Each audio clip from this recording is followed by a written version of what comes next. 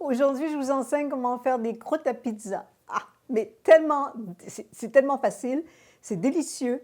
Des croûtes se conservent un mois de temps, c'est facile à assembler, vous allez voir. Alors, la première étape, carottes, 240 grammes. Voilà. Céleri, 60 grammes. Alors, on se retrouve à 300. Et ensuite, on coupe et on ajoute dans notre robot.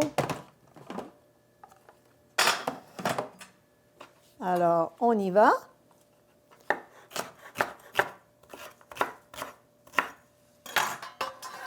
Céleri coupé, carottes. Mes carottes ne sont pas épluchées, elles sont biologiques, je garde la pelure.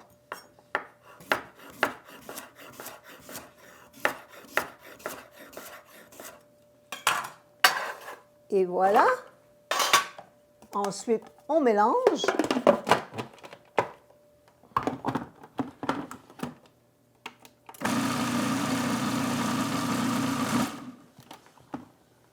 Alors, pour moi, avec mon robot et mon couteau est relativement neuf, c'est seulement 10 secondes, mais je vais vous montrer. Et vous, il s'agit tout simplement de briser les carottes en petits morceaux.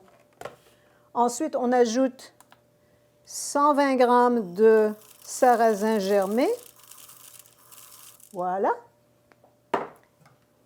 Et on mélange.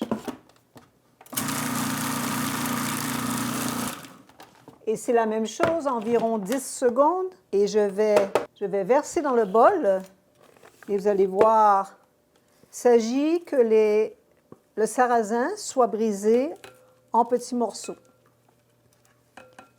Et voilà, je vous montre ici. Alors, tout simplement comme ça.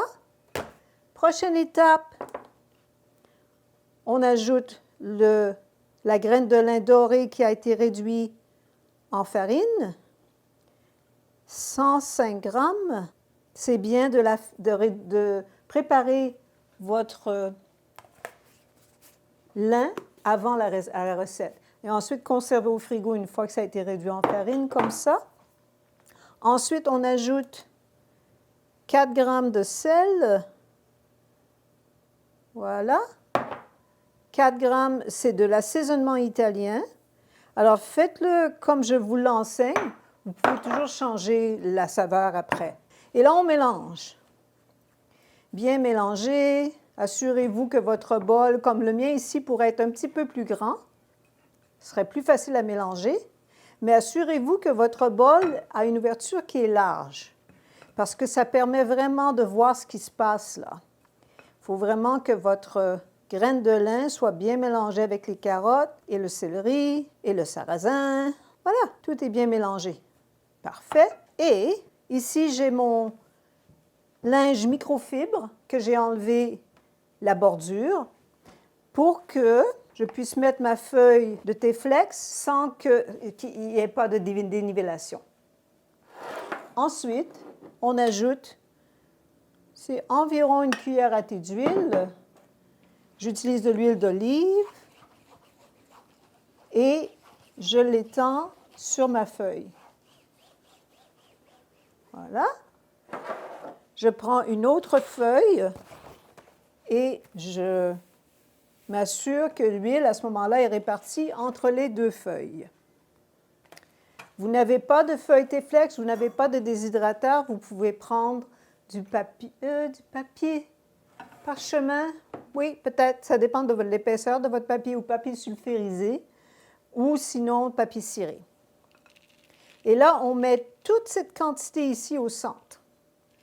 Tout au centre ici. Et là, on replie le papier, la feuille de thé-flex pour se joindre au centre et pour former un carré au centre de notre feuille. La feuille qui a été enduite d'huile, la deuxième feuille, on revient sur le dessus. Et là, on roule, mais légèrement. Allez-y pas trop vigoureusement, parce que, je vais vous montrer, parce qu'il ne faut pas que ça se sépare. Si vous pesez trop fort, ça va se séparer. Il ne faut pas que ça se sépare. Une fois que ça a été étendu comme ça, là, on peut y aller un petit peu plus, avec un petit peu plus de vigueur. Mais aussi, souvenez-vous que le centre était plus haut que les côtés. Alors, quand vous roulez, vous insistez sur le centre et pressez moins sur les vers les bordures. D'accord? Alors, on y va dans un sens et dans l'autre. Et voilà. Ça. Et là, voyez-vous le résultat? Et vous pourriez faire une grande pizza. Ça, c'est comme il y a comme 6 portions dans une pizza comme ça. Vous voyez ici, c'est parfait. C'est ma feuille de thé fléché de 14 pouces. Alors, c'est parfait. Il y a l'espace pour ça. Et vous pouvez aussi faire des pizzas individuelles. C'est ce qu'on fait aujourd'hui. Alors, vous prenez la forme, vous pesez. Et là, ici comme ça, et une troisième.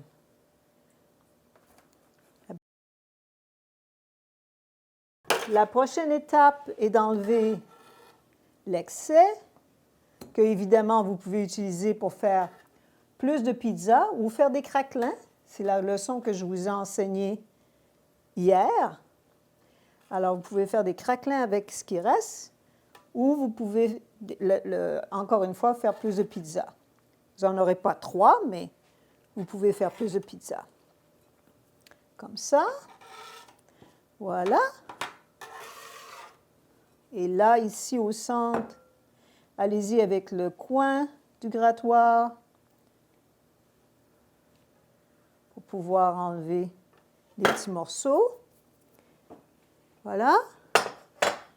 Et là, on prend un plateau. Alors pour moi, c'est un plateau de déshydrateur parce que ça va aller dans mon déshydrateur. Pour vous, ce sera une plaque à biscuits si vous le faites dans votre four. Et vous avez besoin d'un deuxième plateau ou d'une deuxième plaque à biscuits. Et là, vous renversez. On enlève le papier, la feuille de T-Flex, comme ça. Et c'est prêt à être déshydraté. Maintenant, si vous n'avez pas de déshydrateur, et c'est quand même un investissement qui est plus important qu'une friteuse à air.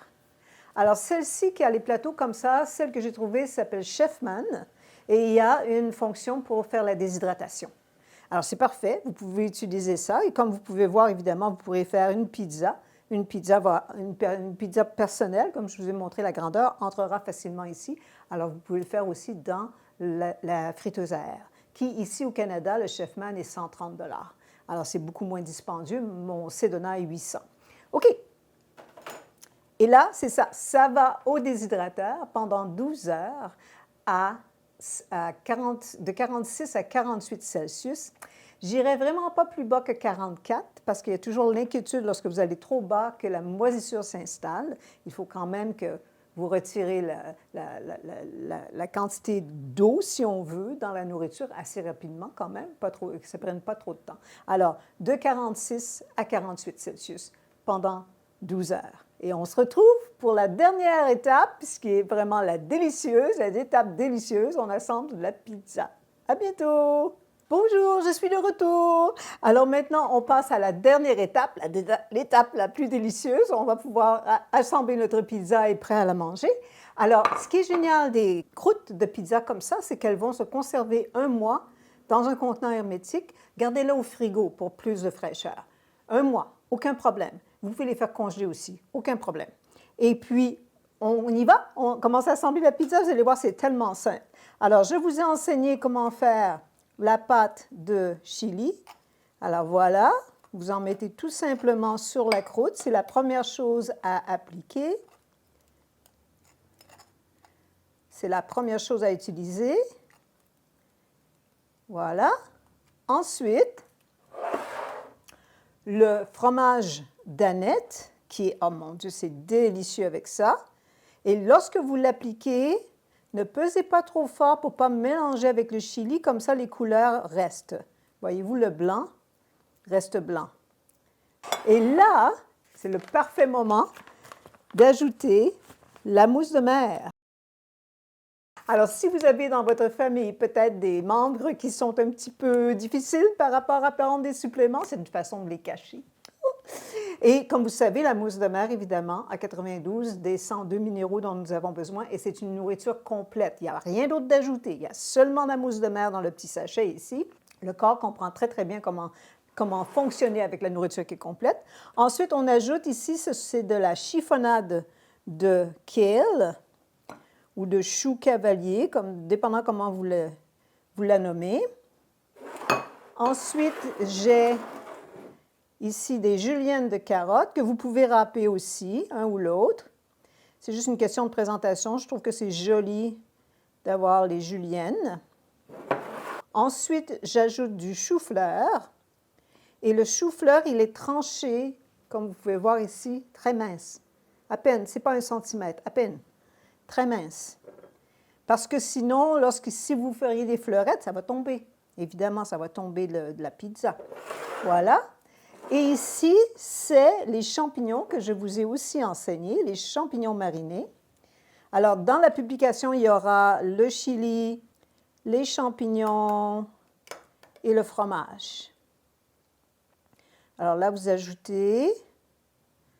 L'idée, c'est d'avoir un morceau de champignon par bouchée, ou autant que vous désirez. Et voilà. Et votre pizza est prête, aussi rapide que ça. Alors, ça veut dire que si vous avez des repas en famille, vous mettez tout simplement tous les ingrédients sur la table et ils assemblent eux-mêmes.